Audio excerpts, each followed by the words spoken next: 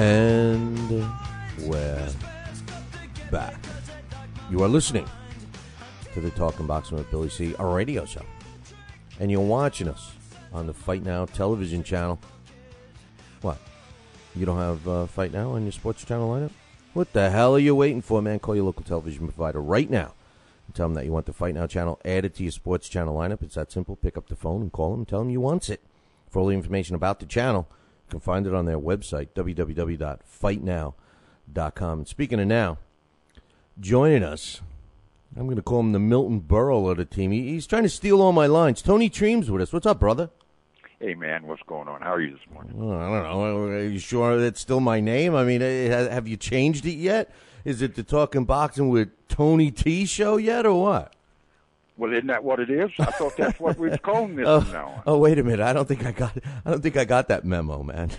You didn't get that memo? No. Well, Dax said you did. Oh, well, then, he's running the show, so if that's the name of it, then that's the name of it, damn it. But anyway, we're here to do the heavyweight spotlight. It's a great segment that Tony Triem has been doing with me. And as a matter of fact, Tony, I wanted to read you an email I got a couple of weeks ago. It was from Alex, not a couple of weeks ago, probably about 10 days ago anyway. Alex T, we call him Alex T, the other Alex, said, hey, man, I love Tony. And how much did you pay this? As I start to read this, I could say, oh, God, Tony probably sent Alex T. I like this guy already.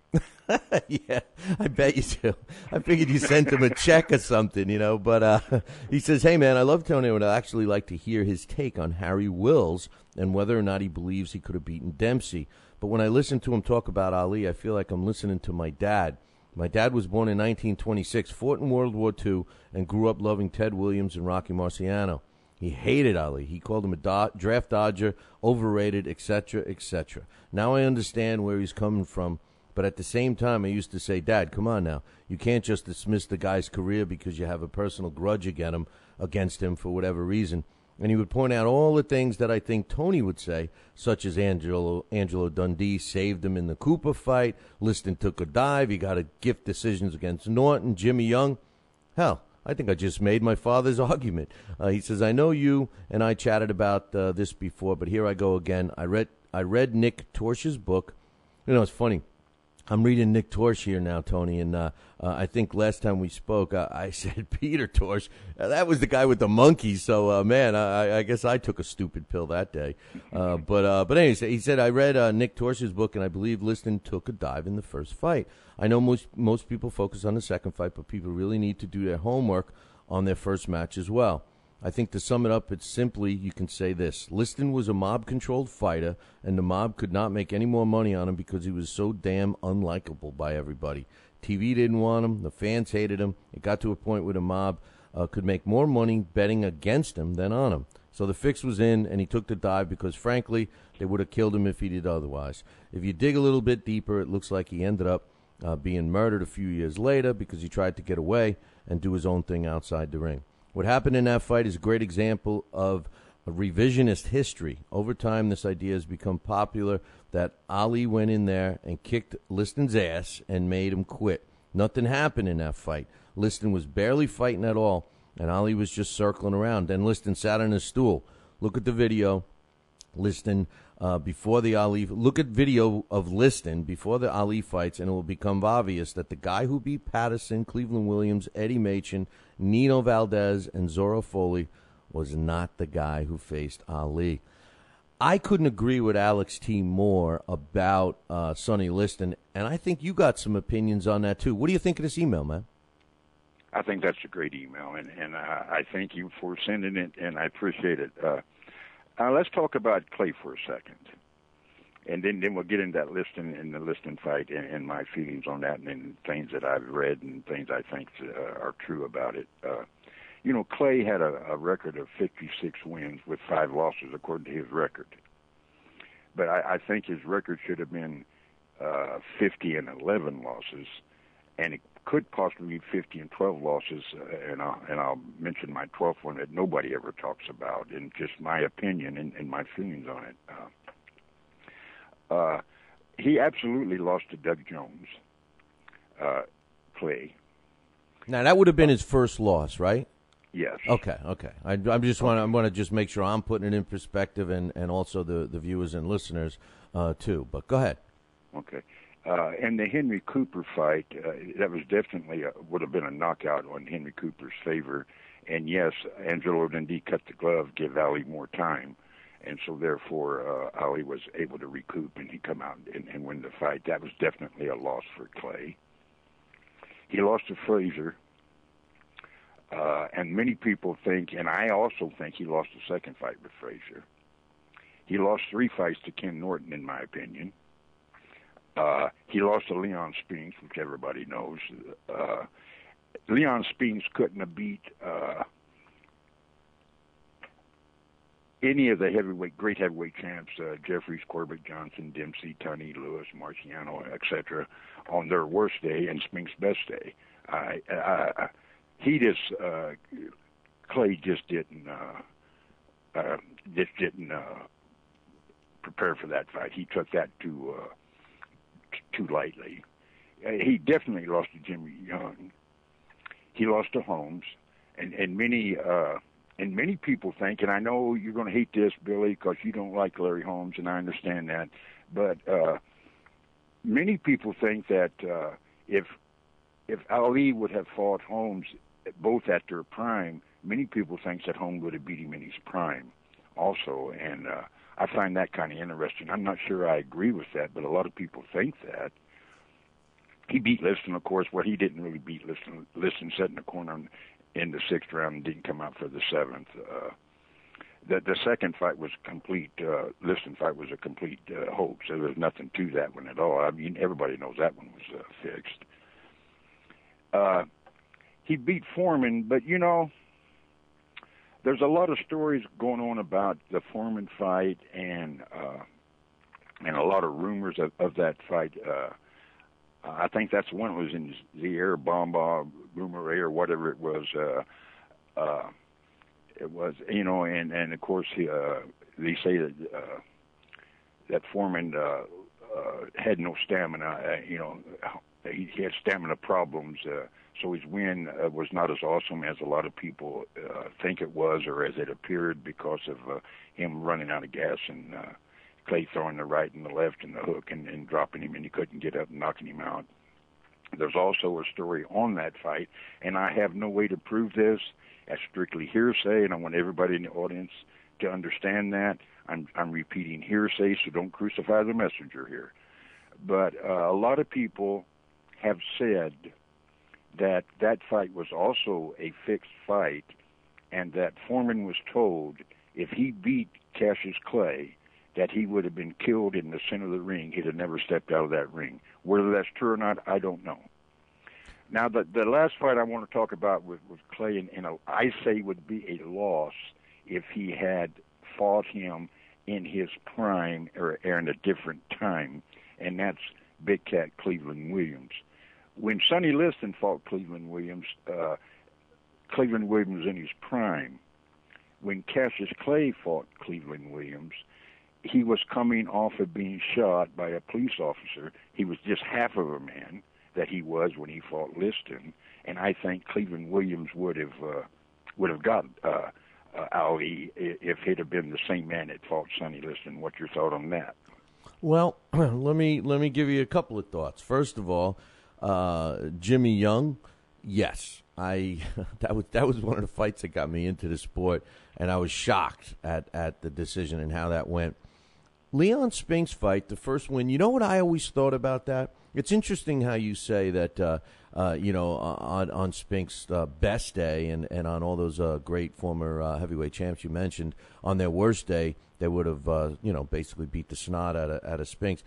I've always thought that Ali kind of threw that fight just to break the record. Remember, he became the first guy to regain the world heavyweight title. What was it, twice or 3 times for that one? I know third time. It was the third time. No, right? that's the second time. No, when he beat Foreman, he won the title the third time. Okay, so when he beat, but that's but he, with the Spinks fight, I think he was the first one to lose the title then regain it, wasn't he? No, Floyd Patterson, Ingmar Johansson. Oh, okay, but I know that there was some significance with that Spinks fight, wasn't there? Was he the first guy to do it twice? Maybe. Floyd Patterson was the first champ to do it twice with the Ingmar Johansson fight. Okay, so I guess I've been wrong all these years about that. I always thought that Ali threw that fight more than anything else. You know, as far as Holmes, I'm softening up on Holmes. I am. I'm sick of getting smacked around about Larry Holmes. and you know, I will say this. I don't think it's fair to say, you know, well, if he fought this guy when he was younger, or if the two guys fought each other when they were both in their prime, that's like saying, bluntly, if my aunt had balls, she'd be my uncle, you know? So, I mean, it's hard to say that. But it's interesting about the Foreman fight. Now, Cleveland Williams, right? He had gotten shot in the stomach and gotten all of that stuff going on. But it's interesting you say that about the Foreman fight. I looked at it as just a guy running out of gas. I mean, that's what it looked like to me. But man, it didn't look like such a hard shot that knocked him into Dream Street. No, it didn't, and he, you know, and he did that rope-a-dope nonsense, and I got to apologize to your audience, Billy. I called Muhammad Ali an idiot, and I should at my age, being 66 years old, I should know better than to say things like that to get a lot of people all jacked out of shape over my personal beliefs. Yes, I said it, and yes, I believe that, but I should not have said that, and I apologize to your audience for that. You don't have to apologize. He should be showed some respect. He was a great prize fighter. He's in my top 10 of heavyweights of all time. And he should get some credit, and I shouldn't say stuff like that, and I apologize. Well, you know, being an idiot doesn't take anything away from his talent inside the ring. You know, I mean, we both think Floyd Mayweather Jr. is an idiot, and we can't deny that he's a great fighter as well. But you know, Cassius Clay would never have been after the Foley fight, and of course he stripped him of his title, and which I'm not saying that was right or wrong. I'm a firm believer from the old school that titles are won and lost in the square circle. You don't take them away from somebody because you agree with their stance on something. You know, and he joined the Muslim back after Sonny Liston, became Malcolm X, Cassius X, and then of course he changed to Muhammad Ali, the name that he's known by today. But if it wasn't for that Ali triangle, Ali would have been forgotten, brushed under the carpet. And what I mean by the Ali triangle is that when Ali was stripped of the title and he was no longer able to fight because of his refusal to go into the military, which I do condemn him for. His religion, I don't go there. That's his personal choice, and that's whatever he wants to do. That's his choice. But they're not going into the military. I do criticize. I believe if you want to live in America, you should be willing to defend your country that you live in. After all, if it wasn't for our military, we wouldn't have the freedom we have today. We certainly wouldn't be calling people idiots on the radio. You know, if it wasn't for our military, anyway, that's for sure. Yeah, we wouldn't even be able to be doing this if it wasn't for our military. But the triangle, and I call the triangle the Ali triangle, that kept his name out there and kept him alive through all his turbulent times when he was unable to fight those 3 years, which was Howard Cosell, Angelo Dundee, and of course Ali himself. You know, he's the greatest self-promoter of all time when it comes to boxing, outside of Jack Johnson, in my opinion. In fact, I kind of think he tried to emulate Jack Johnson in a lot of ways, and a lot of his antics and a lot of his nonsense he pulled when he was as a prize fighter. But Cosell kept him alive. You know, kept him out there all the time, kept him in the public eye, interviews and playing with one another, you know, and Ali and his antics and stuff. So, you know, I think that if it wasn't for that, I don't think Ali would be known today as he is. And, you know, if you and I won a gold medal in the Olympics and we take the medal and throw it in the river, because a white man had it, you know, and he talks about his slave name. And the last time I checked, I think his mother and dad were a color, and they named him Cassius Marsalis Clay. I understand the Clay part. I mean, a lot of people in history feel and say, I've never looked at the the Clay's genealogy to know if they were of slave back in the day or not. But a lot of the slaves took their master's slave name, and I don't know if that's true with the Clays or not. I have no idea, but I kind of get, why did he change his last name? The white man didn't give him his first and his middle name. You know, I kind of have a problem with that too with Ali. I know I'm kind of hard on him. He was a great boxer. He was pretty to watch. He could dance in the ring as well as anybody. The one thing that he did that people get criticized for today, the boxers do and referees get on their butts about, is he would hold you behind the head and hit you. Clay was famous for that. He did a lot of things I just didn't care for. That's all, and he is what he is, and there's nothing we can do about it. But they give him his gold medal back, which I think was wrong. They make a big deal of him lighting the torch because he has Parkinson's disease. I'm sorry he has Parkinson's disease. I don't mean to put that make that light. That's something I do. I don't make fun of people, especially if they have an illness. I'm not making light of that at all. But they make him and his Parkinson and stuff. They make a big deal, and I just don't get the glory of Ali today or during his career. Well, I think it's the times too, because I mean, you're a few years older than me, and I remember watching Ali, and I also remember watching him and sometimes rooting for him and sometimes rooting against him. And that whole mentality, first of all, the hatred part and the 50-50 part is all gone. Now everybody looks at him and puts him on a pedestal. His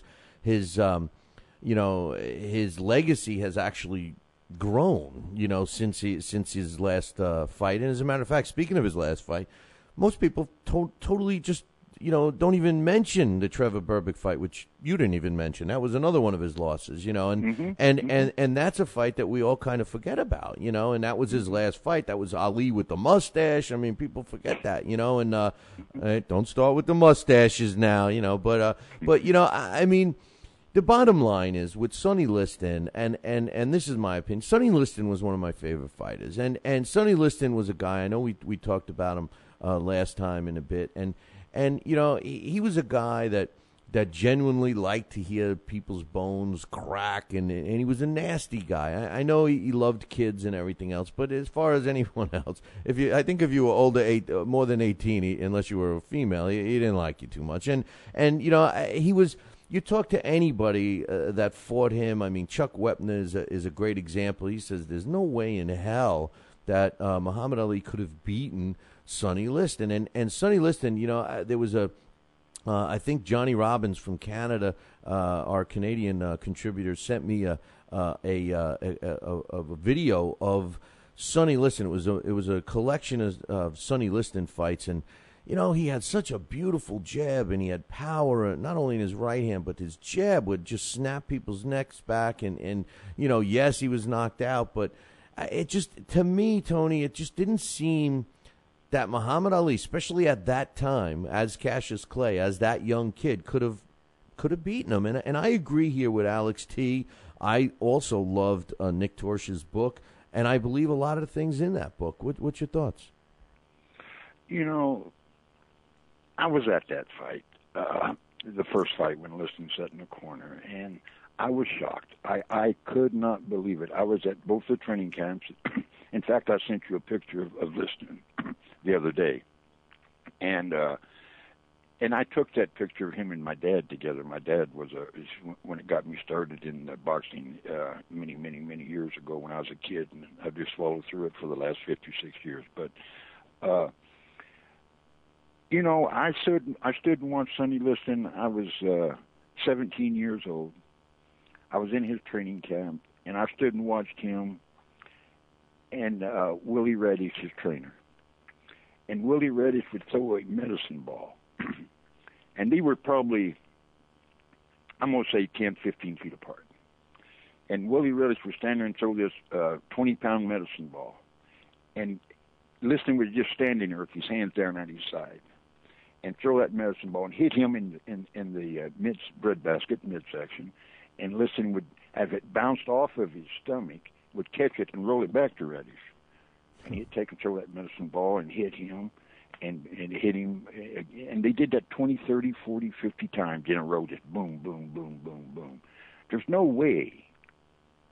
And Liston didn't even step back when that 20-pound ball hit him in the midsection of the breadbasket or whatever you're going to call it. He didn't even take a step back. He just boom, it just hit him. He just stood there like a rock, and he'd roll it back to Reddish. He wouldn't throw it back to him.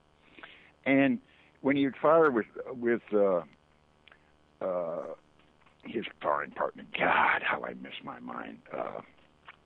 Lotus Martin, was that who his sparring partner was? Leotis I think Martin. It was. Lotus Martin? Uh-huh. That was his sparring partner, right? For the clay fight, I believe. I don't know that answer. I don't. I think it was. I'm sure. I'm pretty sure I'm right on that, but I could be wrong. I'll check on it and email you if I'm wrong. But when he get in the ring and spar, I mean, he just took terrible punishment on purpose to get himself in shape. This was one bad dude. Sonny Liston, the first 10 years of his career, didn't fight more than 15 minutes. He had everybody knocked out in the first round. You couldn't beat this man.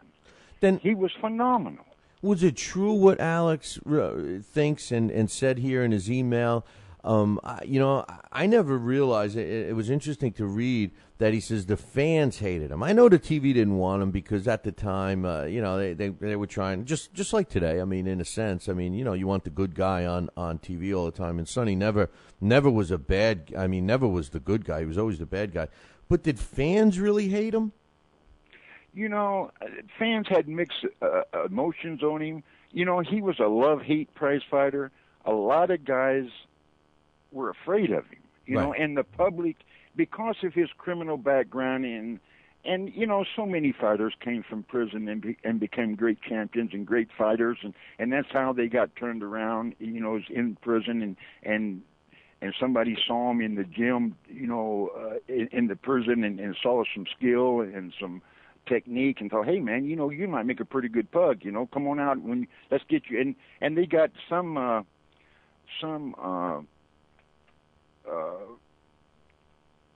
church guy saw Sonny Liston. That's what it was. It was a priest. Of a Catholic church or something. Saw Liston in prison and got him out of. He's in prison in St. Louis, I think, Missouri, and liked his skills and helped him get paroled early and got him into boxing and turned his life around. And then he got tied up with the with the mob, and everybody knows that. And that hurt Sonny because he was afraid of the mob more than anything. Because in that time period, in the early 60s and early 70s, when Sonny was fighting, he was trying to break away from the mob connection in boxing. He was trying to get it, out of that limelight.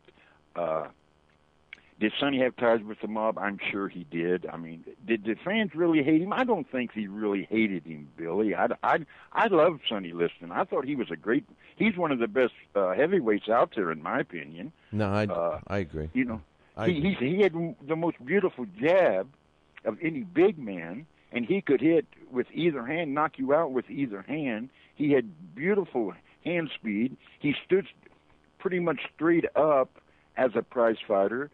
He wasn't a real tall man. I think he's around 6 foot, 6'1" maybe. But his reach was 84 inches. Freakish. His hands, you shake hands with Sonny Liston, they come up clear up to my wrist. Clear up. He had hands on him, massive hands. They were catcher's mitts. Yo, man, I'm telling you. I'm telling you. His reach was freakish. It was definitely not normal. Now, that fight itself against Ali, you said you were ringside. I've watched the fight 100 times, and what Alex says here is kind of true. Realistically, I can't see where Sonny Liston could have injured himself in any way, shape, or form. He certainly wasn't taking a beating. It's not like he quit because he was taking a beating. He claims he hurt his shoulder. When you see him, in the corner, he's basically saying, "Nope, it's over, it's over." And he refused to get up. Being there live, obviously, the footage is not the quality it is today, and being there live, you can see so much better at professional fights. Was there any sign of him, hurting himself? I mean, what did you see? No, I did not see that at all. I don't think he hurt his shoulder. I think that he took a dive on that fight. I think that he was paid off, and definitely on that second fight, I don't. They say that Ali hit him. I've seen that fight I don't know how many times, and I never saw him getting hit with that punch. And if he did hit him, it wouldn't have knocked out a jackrabbit, or even knocked a jackrabbit off of its feet. But that first fight, Billy, to get back to that, there was no way that I saw where he injured himself. I think it was in the third and fourth round when Clay was acting like he had something in his eyes and he couldn't see, and he was running like a scared rabbit all over the ring and bitching and moaning and groaning about, he can't see, and he wanted to quit. And I think it was the third round, wasn't it?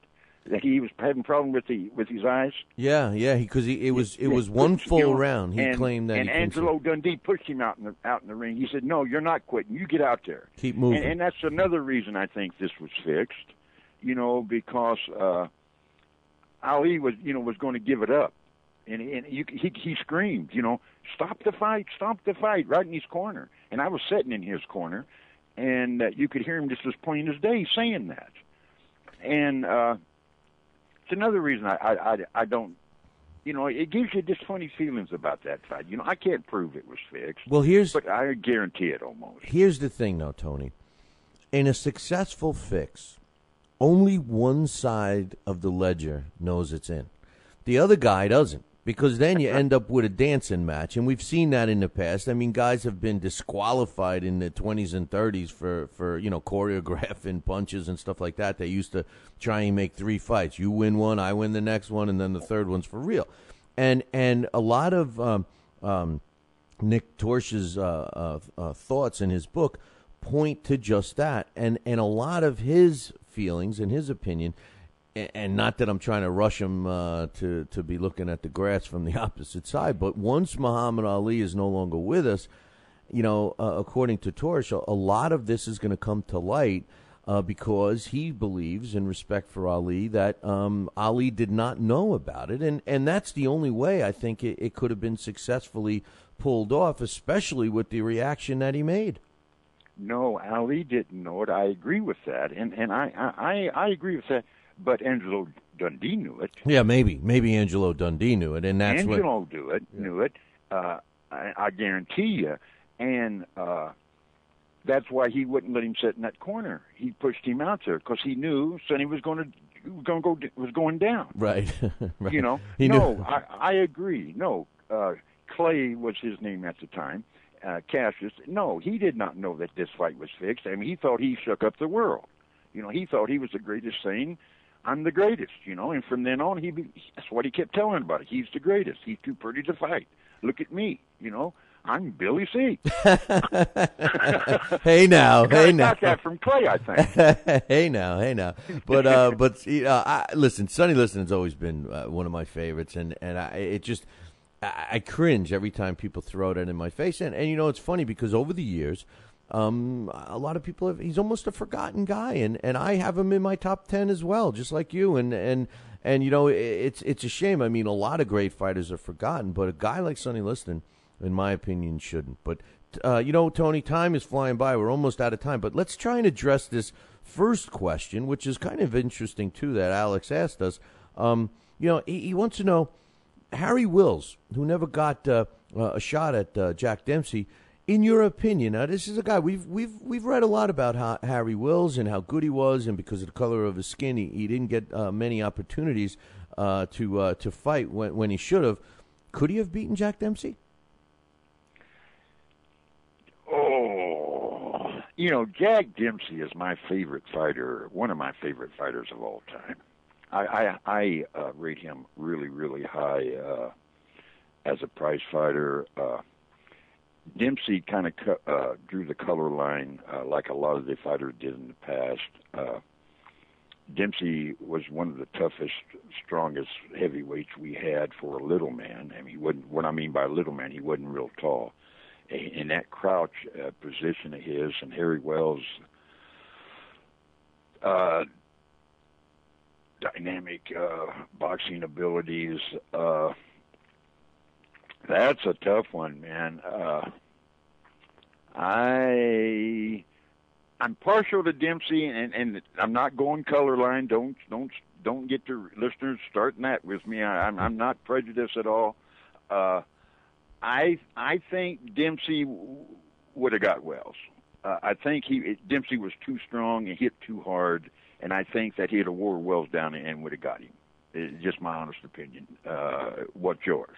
Well, you know, I think Dempsey, like you, I love Jack Dempsey, and he's one of my all-time favorites. But the thing about Jack Dempsey is it depends. I think the main question here, and we get the luxury of, you know, reviewing this, almost 100 years, 80 years after him, after he was in his peak. But the big question here would be when the two would have fought, because Jack Dempsey. You know, he went south quick. You know, once he lost, he was never the same fighter, and he tried his comeback and stuff, and he knew it. And when he was at his peak, there's a lot of similarities with him and Mike Tyson. And Mike Tyson was unbeatable, just like Jack Dempsey was after he learned. Now people will argue and say, well, "What do you mean unbeatable? He lost all those fights before he even got a shot at the title." True, but he didn't know how to fight, and it was a totally different world then. But you know, like Mike Tyson, when he was a champ, he was almost invincible. And then once he lost, it wasn't that he didn't try. It wasn't that he didn't put into it anymore. It was just like the skill eroded enough to throw him out of his game, and his game based on his savagery. Well, you got a good point there, Billy, but when he lost that fight to Gene Tunney, and I think that's the fight you're referring to, the long count. Isn't it, if my memory serves me right, and again, I'm going off of memory, wasn't that his first fight in 3 years? Didn't he have a lot of ring rust when he went into that fight? Wasn't there a lot of comment? Yeah, because back then they used to, once they became the champ, they used to make money outside the ring as the champ. Remember, he was in all those movies. Absolutely. Yeah. And he, and that hurt him, and that's one of the things that I do criticize Dempsey for. And like I said, I held him really high as a prize fighter, and he's one of my favorites of favorites when it comes to boxing. But he did, he started playing with the girls and thinking he was a movie star and doing all kinds of silly stuff. And I think that was more damaging to him. And I think that's why he was, as you're calling him, a Mike Tyson, and, he wasn't as great as people think he was. But, being out of the ring 3 years and playing hard and heavy for 3 years, I think that had a toll on him, and I think that's why Tunney beat him. No, I think you misunderstood me. I'm not saying that he wasn't as great as people thought. I'm saying that when he was at his peak, he was unbeatable. And then when he lost that peak, when he fell, when a fighter's skill starts to erode. I mean, look at Sugar Ray Robinson. I know this is a heavyweight segment, but Sugar Ray Robinson's skills eroded before he was even a middleweight champion. I mean, he wasn't even a fraction of how great he was as a welterweight, and yet he still was better than most. I'm not saying that Jack Dempsey was overrated. I'm just saying that when his skills started to, erode a little bit, that it just went downhill after that, and he recognized it. He recognized that. He admitted that. Mm-hmm. True.